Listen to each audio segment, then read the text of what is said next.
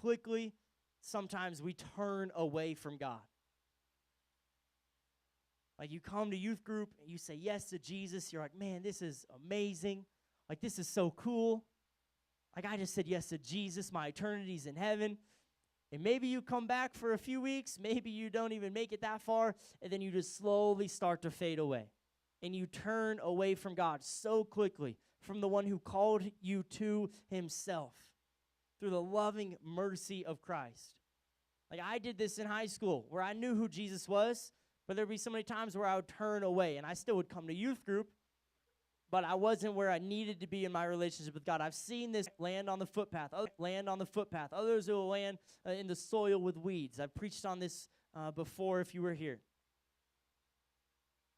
Receive the good news, let it land on good soil, and then continue to water it, continue to grow in your relationship with God.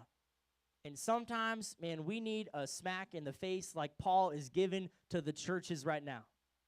Like Paul is writing to these churches. Like I am shocked that you would turn away so quickly from the good news, from the gospel message, from the one who called you to himself through the loving mercy of Christ. Sometimes you need a friend to be like, knock it off and get back to youth group.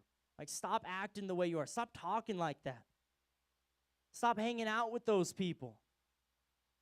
Like so quickly you turned away from God. Come back to Jesus. Like go back to a relationship with him. You need people in your life that will hold you accountable, but you cannot rely on people to build your foundation with God.